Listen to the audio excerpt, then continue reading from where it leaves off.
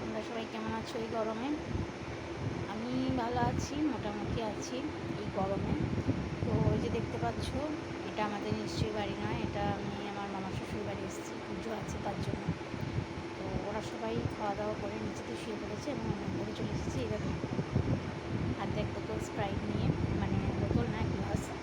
তো খাওয়া দাওয়ার পর ভাবলাম একটু স্প্রাইট খেয়ে নিই। বুঝতেই পারছো, পুজো বাড়ি, একটু খাওয়া দাওয়া তার সঙ্গে বেশি করে থাকে। অবশ্য ওনারা অ্যারেঞ্জ করেন বেশি, কিন্তু আমি আমার শরীর অনুযায়ী অল্প করে খাই, যাতে শরীরটা আমি ঠিক রাখতে পারি। এখনও অবধি কালকে এসেছি, এখনও অবধি কোনো অসুবিধা হয়নি। তবে আমি চাই যাতে কিছু না হয়।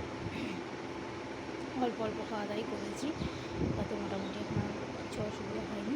তাই অল্প স্বল্প খাওয়া দাওয়ার মাঝে ভাবছি একটু এক্সট্রা একটু কোল্ড ড্রিঙ্কস ঠান্ডা ঠান্ডা হলে ভালো হয়।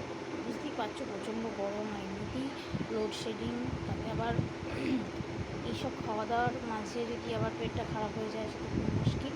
তো সেজন্য একটু ভাবলাম খাওয়ার পরে স্প্রাইটটা খাই। আমি সেদিন তো এগুলো খাই না, বাট পুজোর সময় এসেছি, যদি একটু গোলমাল হয়ে যায় আর নিয়েছি বেশি।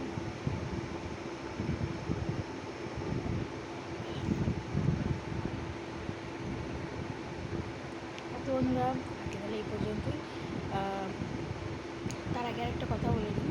আজকে সকাল থেকে আমার মাথাটা না খুব ঘুরছিল, মনে হয় যেন আমার ব্লাড প্রেশার লো হয়েছে।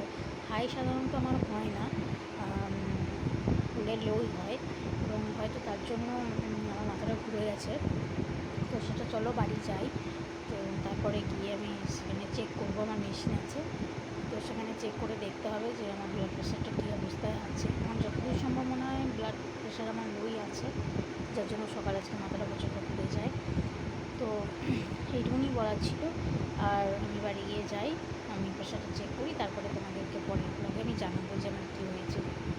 তো চলো, তোমাদের সঙ্গে কথা বলতে বলতে এটা একটু শেষ করে ফেলি, আবার পরে নেক্সট টাইম দেখা হচ্ছে তোমাদের।